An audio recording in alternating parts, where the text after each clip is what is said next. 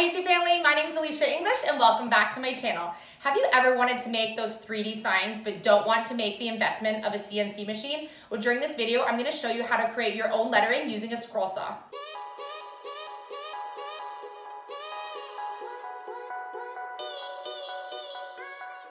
Over the past couple of years, I've made thousands of wood signs. And although the 2D image of a sign is actually gorgeous and perfect for many spaces, adding that extra touch of a 3D look gives it a really dimensional look when you're going to hang something on a wall in a certain space.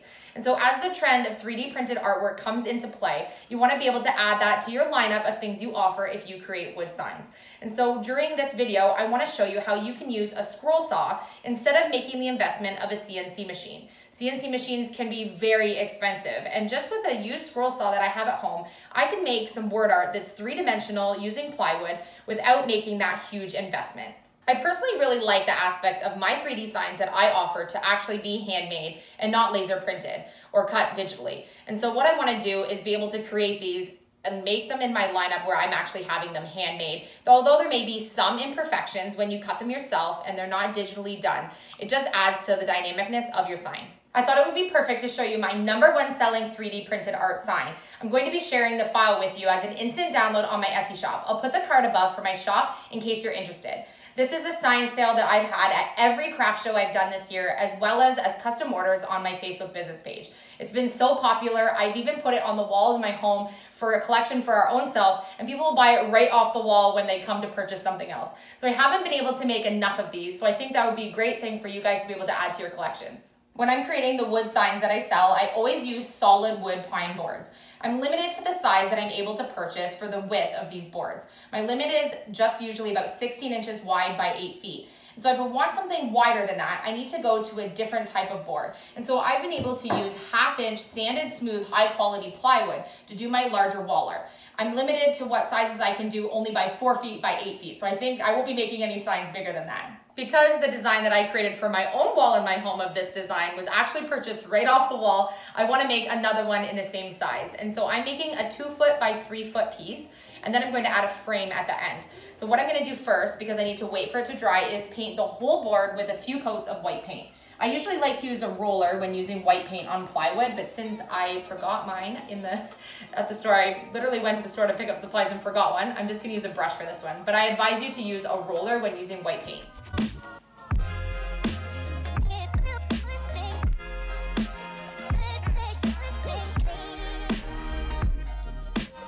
While I wait for my white paint layers to dry, I'm going to work on the next step, which is getting our lettering prepped. And what I do to create my lettering is I create my design on my Silhouette Cameo and I print it on contact paper. This is just clear rolled vinyl shelf liner that you can get at a hardware store. And what I did was I printed out the word home, which is part of the design that I'm going to create. So some of the lettering on my sign is going to be 2D, and the other words, this word home, is going to be 3D scroll saw cut. And so I'm going to trace this onto a piece of 1/2-inch plywood with a pencil, and then I'm going to follow the lines that I'm creating with my scroll saw. To do this, I need to weed out the lettering spaces that I don't want, and then I'm going to transfer it onto my plywood. Since this is larger lettering, it's going to come out pretty easily without a weeding tool.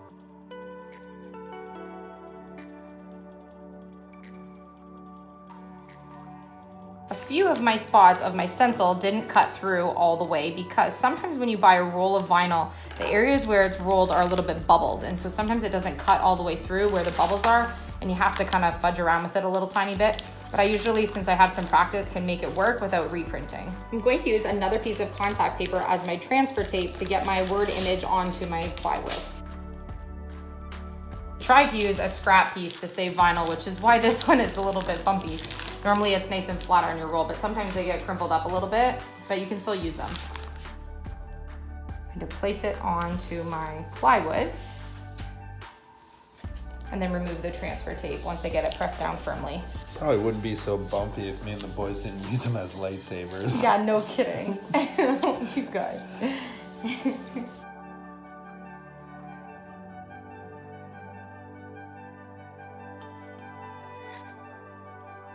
Now I have my word onto my board, and then I'm going to use my pencil and trace around the image. You want to make sure it's pushed down so that your lettering is actually going to be the perfect shape. That way you'll have less error when you're cutting it on your scroll saw.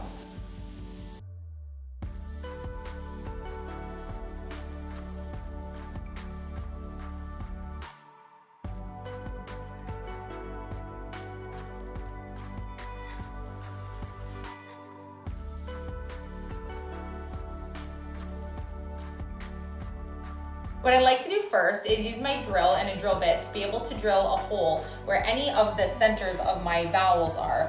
So you can see on my O here, I have a few sections that need to get cut out, and as well on the middle of my E.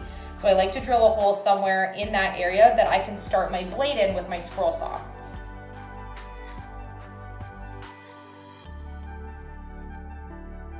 The key is to be able to make sure that your drill bit is big enough that your blade will be able to fit through that hole. Because I don't want to hold this whole great big board while I'm scroll saw cutting, I'm going to rip it with my table saw right across the top of the shape here. That way I'm working with a smaller board.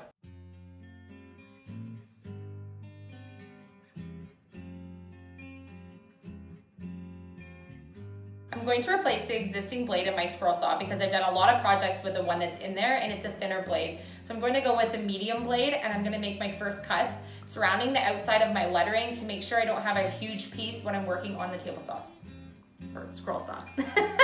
To replace the blade, I need to loosen, and so I'm going to turn this knob at the back, lefty-loosey, and then I should be able to push this down and release. And what it has on the bottom of each end are these little pins. So I have a pin style blade.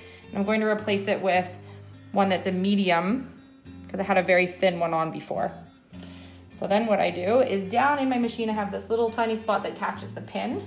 So you can see I can pull it up and it's now hooked on. And then I'm going to push this down. And right at the front, there's a little slot to be able to slide in. I'm trying to move my hand out of the way. A little slot there to be able to rest your pin inside, and then I can let go and it holds it in place. And then I'm going to righty-tighty on the knob on the back to be able to keep it securely in place. You'll start to get the feel of when you know when it's done, and then I just make sure that it's on there nice and tight. And then you always want to make sure you cut with your guard down when you're practicing. When putting in your blade, you want to make sure that you install it with the teeth pointing down. Now I'm going to use the scroll saw and remove a lot of this excess surrounding my lettering because I only have a limited edition spot here of 18 inches. I'm not able to cut anything longer than that, so I want to get rid of that excess so I can actually turn it around more.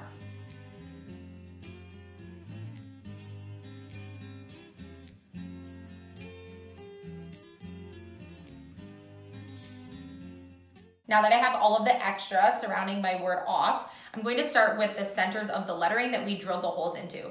The reason you want to make sure that you cut those out first is so that you leave a lot of extra meat on your lettering so that you have that extra strength while you're cutting out those holes. If you leave those till after, you will have these thin lines, and in some cases your font will be a lot narrower than this one. It'll be even more difficult to have some additional strength to be able to cut those out without breaking your piece. And it's so frustrating when you're cutting something out with a scroll saw and you put a lot of time and work into it and then a piece of it breaks. So you want to do that first. So I'm going to re-thread through my blade into my first holes. I'm going to start with the O. So I need to take off my blade just as I did when I replaced it and stick it through one of the holes, make my cuts, remove it, and do the next one. So on the O, I have 3 to do.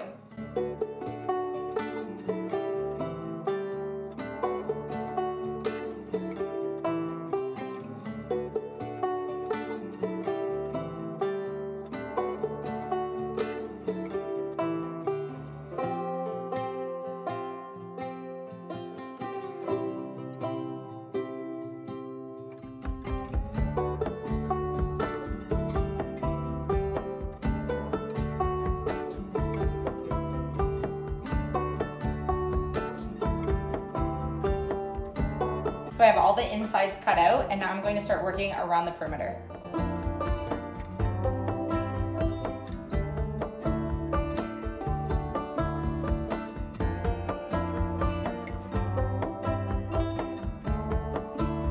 So I want to show you what I did here was I made sure that my shape went all the way around, but any spots where I couldn't really make the turn, I left a little bit of the meat in there because I can go back and do those at the end. So I'm gonna leave that, I'm gonna go through and do a little more of this, and then I'll go back and just do those spots. It'll be easier to get into those perfect shapes now that I've left them.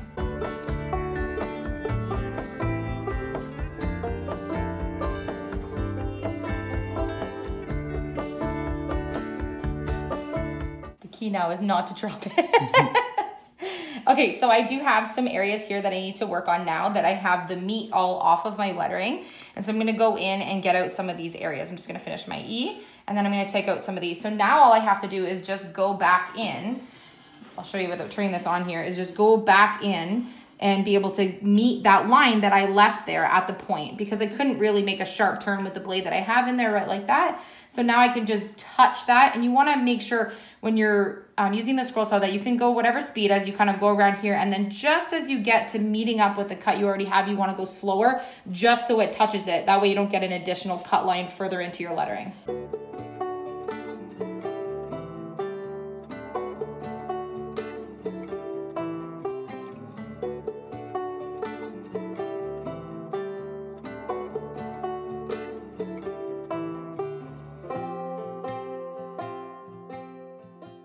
Because I'm working on 2 designs, I cut out 2 different words, love and home.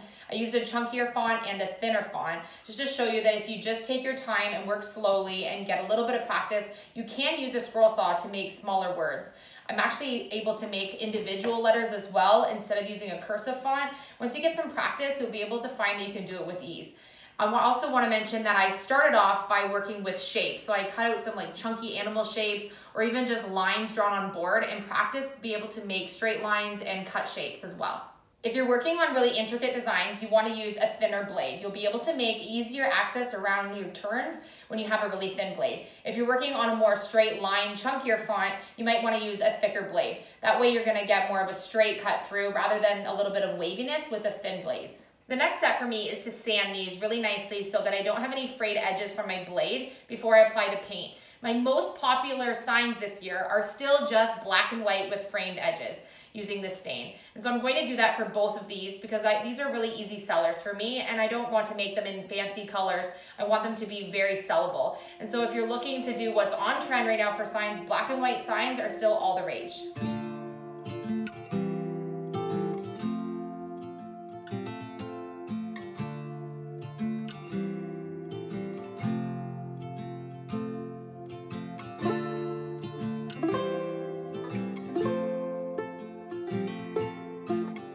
I'm going to paint my words now, and what I like to do is use a smaller paintbrush to paint the holes inside my lettering.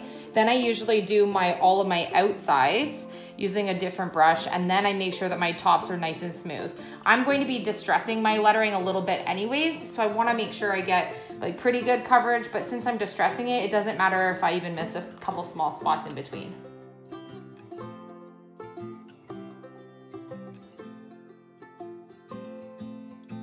I smoothed out a few globs that I had on the top because they will harden before I get back to it, and then I'd have to sand them to get them off. So if you do get any overage on the top, you want to make sure it's nice and smooth.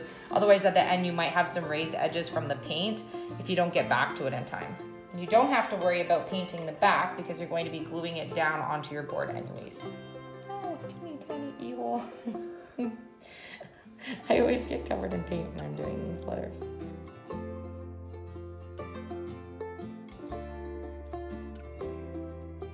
This is usually where I get covered in the paint.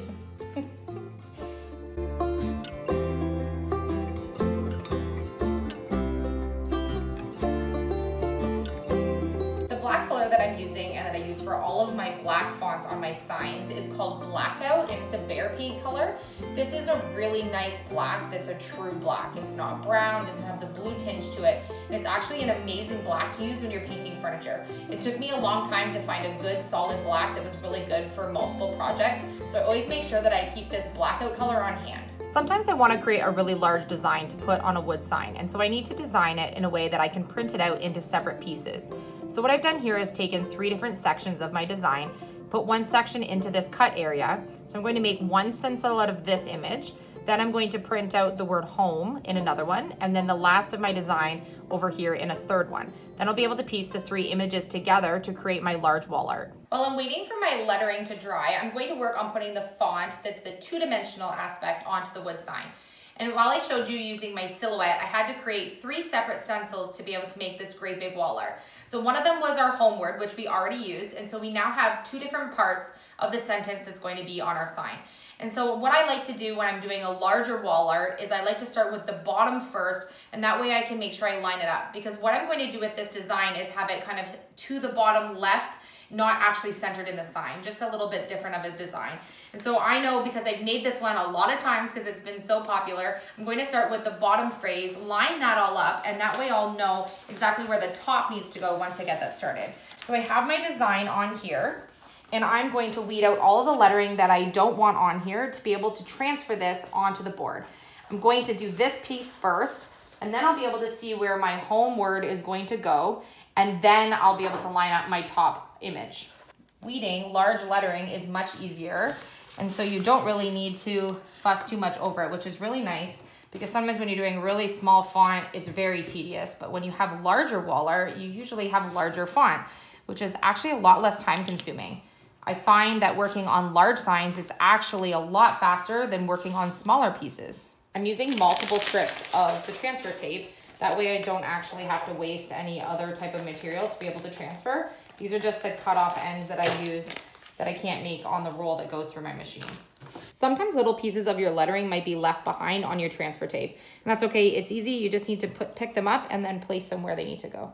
Now that my lettering is all down, I'm going to sponge over all of the lettering. I want a really light coverage because I want this to almost look like a newspaper print, very faded look of my lettering. And so I'm just using some excess vinyl to blot off as much of the paint as I can. And then I'm going to lightly sponge over my lettering.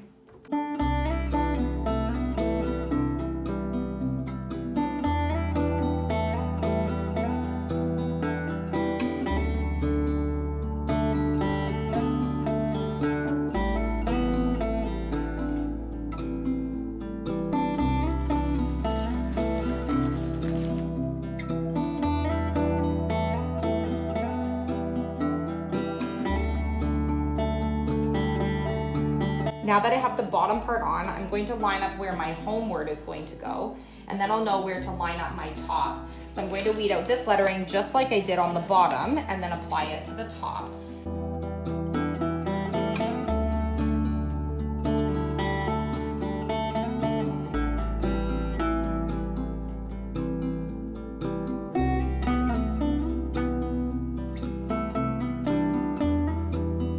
If you want to see how I frame my wood signs, I have a how to frame wood sign video on my channel where I show you a couple of different designs of how I frame all of my wood signs. Using wood glue, I'm going to adhere the lettering to the back of the sign.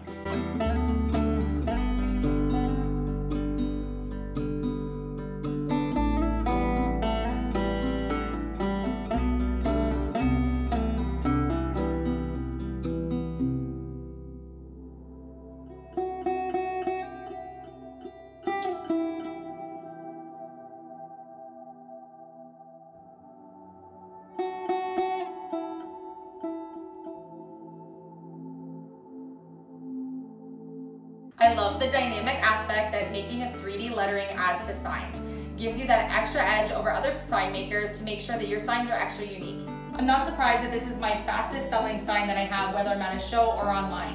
I'm actually going to be adding this one to our own space since the last one went missing off the wall. I love being able to provide the 3D aspect of the signs. It gives me that extra bar when setting for my sign making and makes me stand out from the crowd. If you're making something and you're making it handmade, doing something unique to be able to offer sets you apart from everyone else. I love that I'm going to be able to put this in my space, and I think it turned out great. If you like this video, don't forget to hit like. This week was really exciting as we added another new merch item to our Etsy shop. We now launched our collection of painting aprons, which you can use for all different things around the home. I'm really excited to show you this collection, so check out my Etsy store. I'm wearing one of them in this video. Hit like if you like my apron. You don't want to miss tomorrow's video. We're going to be giving you details on how you can enter into our January giveaway. I'm always looking at lots of different quotes while I'm making wood signs, so let me know in the comment section if your family has a favorite quote. We hit 80,000 subscribers! We're so excited because we are every day getting that much closer to our goal of 100,000. Thank you so much for everyone's support. We love you guys, and we'll see you on the next project. Oh my gosh, she's the size of the world.